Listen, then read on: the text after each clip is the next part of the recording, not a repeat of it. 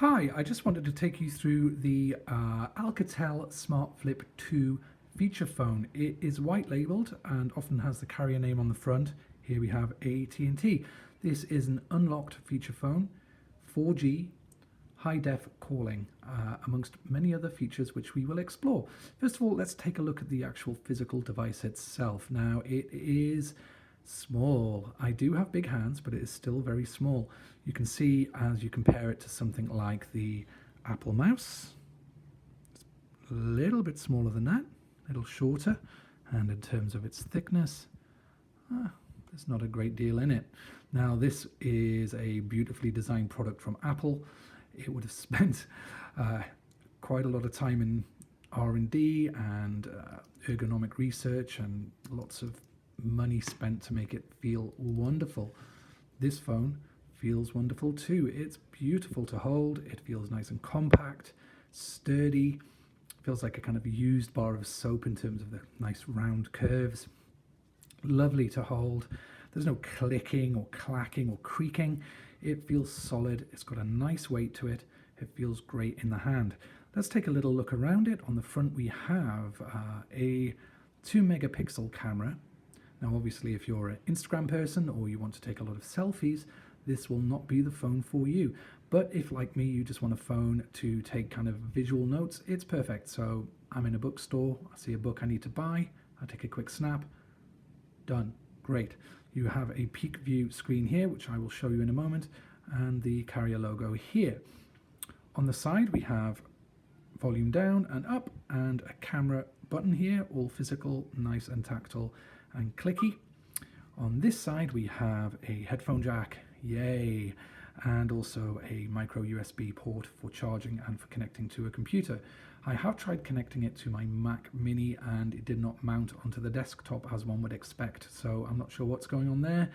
I don't really care, but that was something I should probably mention. On this side we have maybe a restart sort of indent here or something. On the back we have a little indent here so you can take the back off easily and add your own battery, which costs about $11 on Amazon for the official battery. You also put your SIM card in there and you can expand the memory to what I believe is 32 gigabytes, so that's not bad at all. And you have a speaker here which is, hopefully you can see, just dots and holes, and two little raised divots or bumps which raise the phone off the table when you put it down for a speaker phone call or something of that nature. It is sturdy, it does not wobble, it feels wonderful, and of course it does that, which we will talk about in a moment. Now, the Peekaboo screen, first of all, as you can see, is I've made it black as a background, but you can change that to a photograph if you like, or a pattern, anything you want to upload. I like just black. It looks sleek and minimalist, and that's just what I want, and it makes it very, very readable at a glance. You have your battery status, you have time, day, date, and whether you have your messages to look at or not, and the carrier information there. You can also toggle how long it stays on for or how short the screen kind of saver comes on. Mine goes off very quickly indeed, but you can keep it on all the time if you like. So it's a wonderful little thing, very handy. You just press that button and on it comes. That flip. It's very nice. It feels very sturdy, one hand. So let's have a look at this. So we have a nice big keypad down here, kind of dynamic buttons. You can go into speed dial straight away or into your notices, straight into messages. This is a directional selection button. Answer call, turn the phone on and off with this. The numbers are big and nice and clicky and responsive.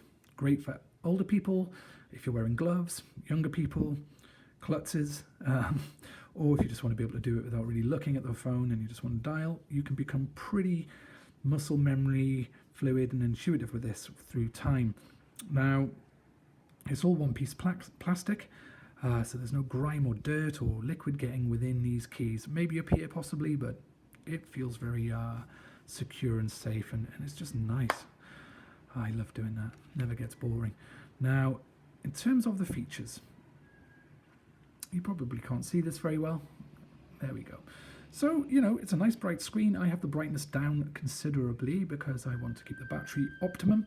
You have contacts, messages, phone, settings, the camera. The calendar is great. It's basic. You can do day, month, year. You can set various alarms, everything you want. You know, it's basic, but it's very, very functional and useful. You can go into the music settings, which I'm not going to bother with. You have email if you wish to set that up. All the usual email kind of additions there. A calculator, the video, which I'm not going to bother with, and a browser. Now the browser's quite quick. You're not going to search or spend time reading the news on here much. But if you just want to check something out quickly or go to some maps, it's fine. It's a very readable screen. It's quick enough. It's just useful and a handy function to have should you need it. But it's not super pleasant, so you're not going to be distracted, which is what I like about this phone, and it's the reason I got it, was to get away from being ruled by your phone and the distractions and the constant notifications.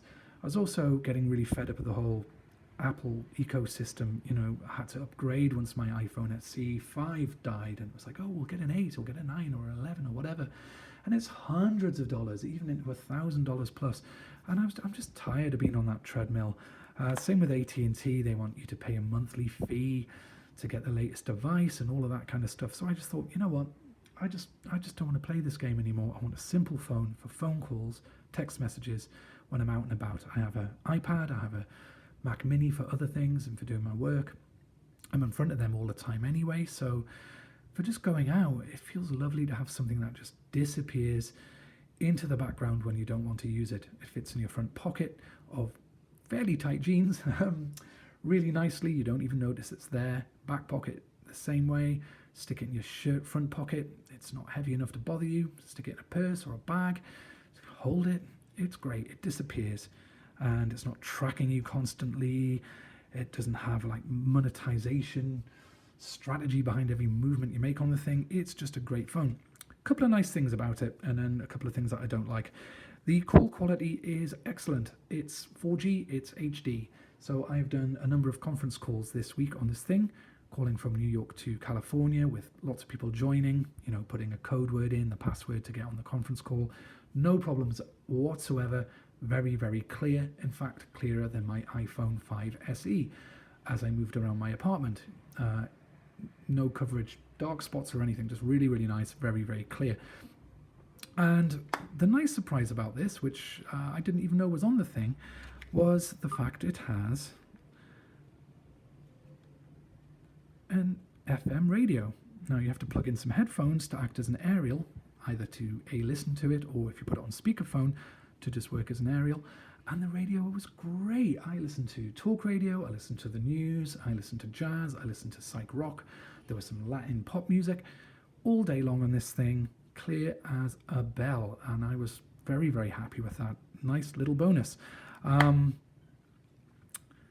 What I don't like about it is there's some UX problems, or not problems, niggles, I guess. Sometimes you'll be in messages, and rather than being able to just go back to correct a mistake or go back to the previous part of the menu tree, you have to exit that and go back into the messaging again. A back button would be a great thing on this phone. It's not a deal breaker. Once you get used to its foibles, it's fine. Like any other device, there's things that, you know, are not optimum to your needs or to your wants, but this is good. Also, texting. So I'm of a certain age that I remember texting like this, where you have to press, you know, the letters are on the keys. You have to press that one 3 times to get the L, and you go around sending a message like that. I'm getting pretty quick with this, but it means that my messages are short, perhaps a little terse. So gone are the days of big conversations, and I'm very happy with that. If I want to have a big conversation, I get on emails on iPad, or I telephone my friends and family. I've also called England with this, and it was perfect. No problems whatsoever. So, you know, as long as you can get used to the texting, or texting isn't a massive, you know, thing that you need, that should work fine. It also does T9, which is predictive, and that's pretty fast. As I say, it's fine to say you're running late, or, you know, give me a call, or any of those things. It's good. It works. The buttons are nice and responsive. They're clicky. It's actually a pretty fast phone in terms of getting in and out of menus. So for the price, this thing is really rather quite a wonderful device. I like it very much. The price was unlocked $70, but the guy in the store said if I paid with cash, it would be a mere $65, which is a price I like, so I highly recommend this phone for you if you're looking for a feature phone.